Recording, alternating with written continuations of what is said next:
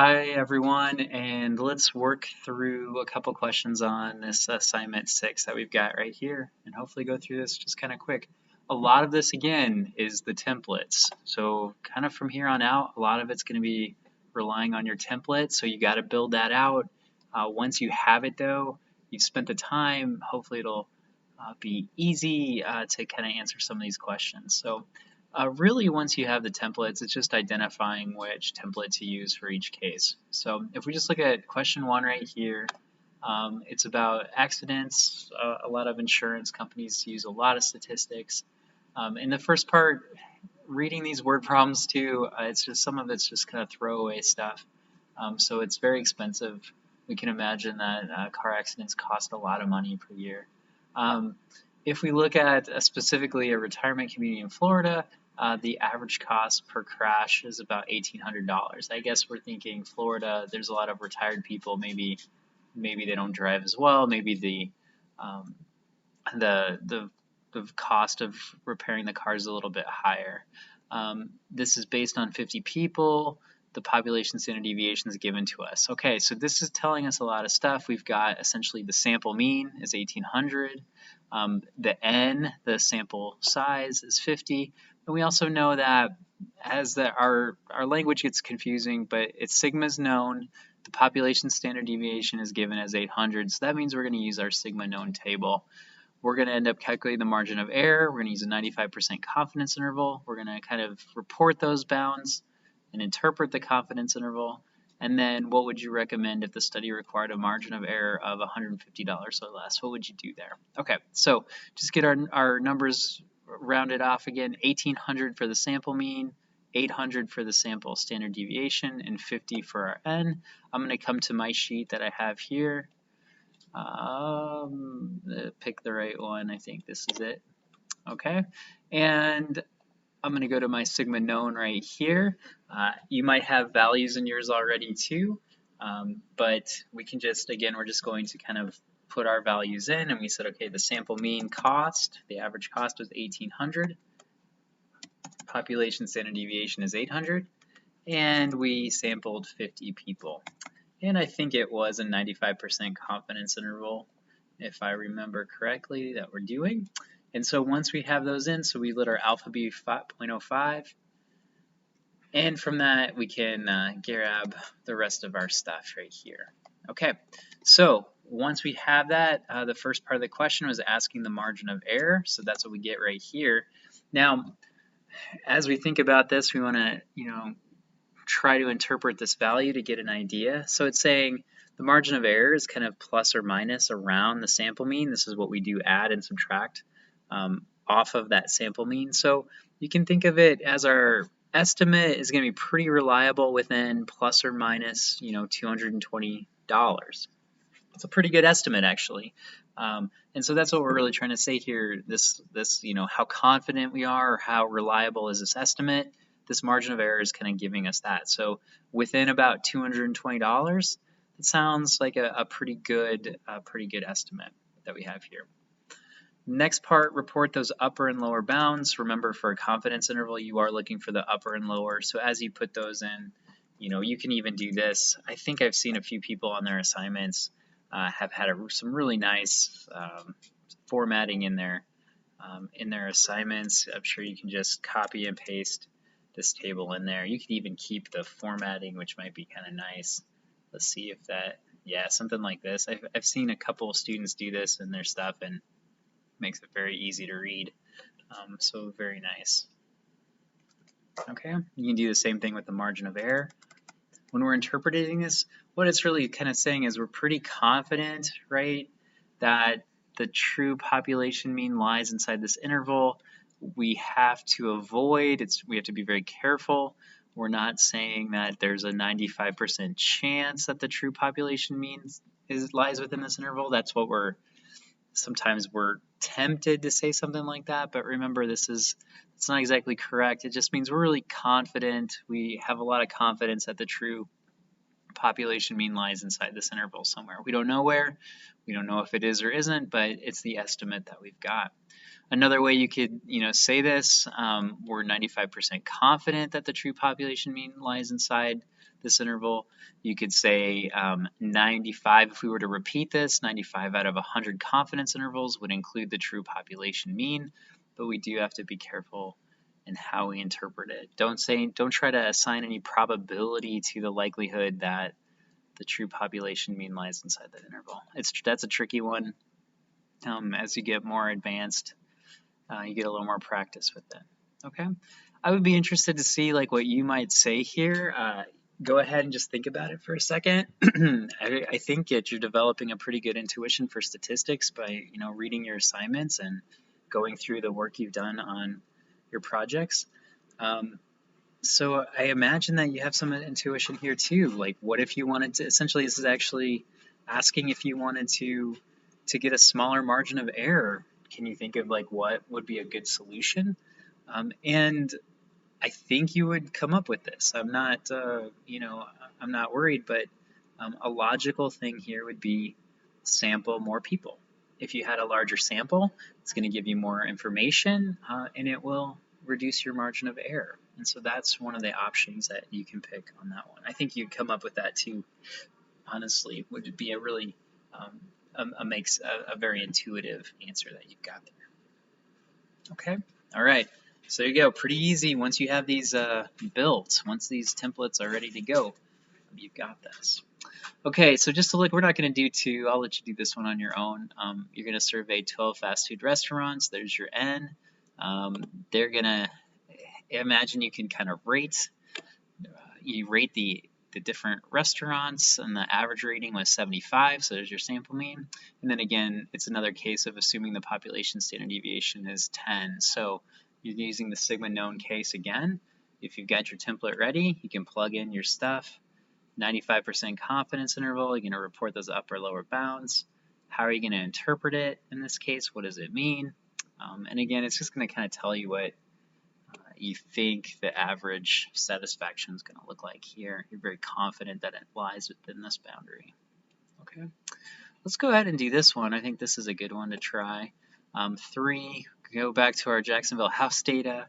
We're going to calculate the sample mean, and then construct a 95% confidence interval for the population mean. Sales price, we want to kind of get a good idea for what sales prices looked in Jacksonville a few years ago. Interpret the confidence interval in the specific context of the question. Okay, so now what's interesting about this one, I really like this question. This is more realistic. If you were doing a real project and had sample data, you could do this. You would do this. You would want to do some kind of test like this or create a confidence interval just to get an estimate. So this would be kind of a natural thing to do. We're going to look at the sales prices right here. We can do this a couple ways as well. Let me see if I can put both of these side by side just so we can see it. We'll get the sample mean, and we'll do some stuff right here really quick, and then the 95% confidence interval. I'm going to show you two ways to do this. The first way is just to use the template, but then I'll suggest if you just want to watch this part, just watch me do it to see, and then I'll show you the of quicker and probably a much more realistic way to kind of do this if you ever did this. We're going to need the sample mean, sample standard deviation, and we're going to need to know the N, the sample size here in this particular case. And I can get that just by equals average. Okay. I'll make it just a tiny bit bigger to make sure everybody can see. Sample standard deviation. So we're doing .s in this case. And I'm just going to go to the bottom. It looks like there's 439. We take out the first row for labels, so 439. So this is one approach we can take to do this. We're going to do our 95% confidence interval. I'm going to put in then substitute this one in here. See if I can get our data. Mess around with these guys here. Okay, we're not given any information about the population standard deviation known. This is a little more realistic case when we're taking a sample. We don't know what the true population standard deviation is. Let's estimate it. So we're going to use the sigma unknown template here. That's what that's kind of telling us, right? And you can type these in. I think we can also copy and paste them over.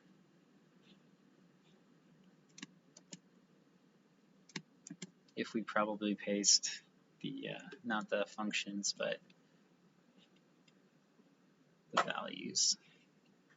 All right, do the same thing here. Paste the values in. That's probably something we could talk about a little bit, the different pasting options that are in Excel. So sometimes if you saw that error I got before, I should explain that. It's because I copied and pasted it, and it pasted like the function, so equals average, and you could tell what Excel was trying to do is average over our labels that we had right here, and it didn't know how to do that. Like, I'll show you again just really quick what can happen. So it's got a problem there, equals average, it's not making sense, and so instead what we can do is instead paste. Here's some different paste options. We can just paste the values in there, which is going to put the number in. All right, we have 439 observations. It was a 95% confidence interval, so I'll change my alpha here. And you can see now one of the assumptions we're making is that we're working with a t-distribution because of the sigma unknown case. And we said this is like Gosset's contribution, that you could take smaller sample sizes, makes a big difference. And here's our margin of error, and there's our upper and lower bounds. So we would expect then, or we're really confident that the true average sales price for a house in Jacksonville when this sample was taken is between $90,316 and about $81,000. We're really confident that the true population mean lies inside that interval.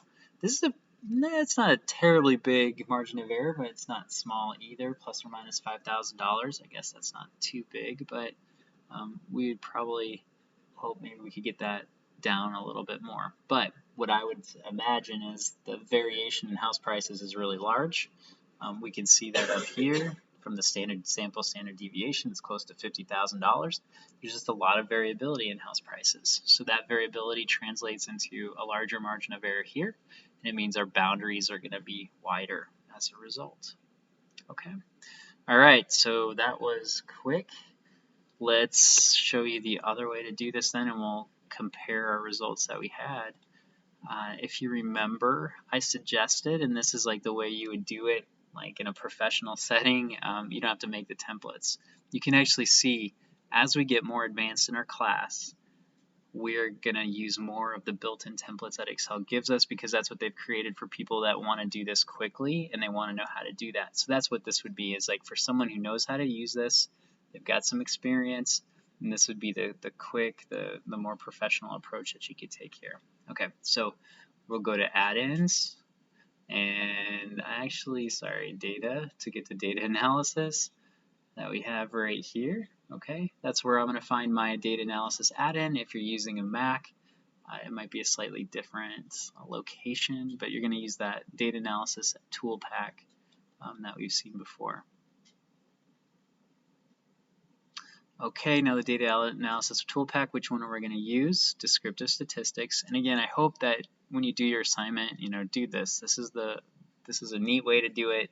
We're using Excel, for its purpose right here. The templates, I think, are good to walk us through and show us what's happening because this right here it's a kind of a black box. We describe it as it's just doing everything behind the scenes. We don't know what's happening. Okay, the input range. And I like this too. I can put my labels in the first row. So when I select these, I'm just going to select my sales price here column, Control-Shift down arrow. Okay, I'm going to scroll back up. Labels in the first row that we've got here. I like to put it on a new worksheet plot, but you can keep it in here if you want to. That doesn't matter too much. I like the summary stats just to see. I think it's nice to have those. And then our confidence level. The question did ask for another 95% confidence interval, I'm pretty sure. All right, so we should be okay. Click OK. All right, so just a few things.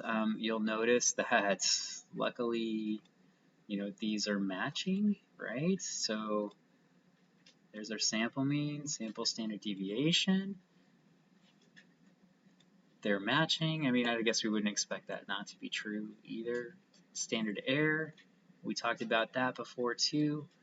There's your standard error. Look, you got a lot of good stuff here. You got our count. These are really the pieces of information that we have that we inputted here, right, into our sheet to get the answer. And then like we said before too.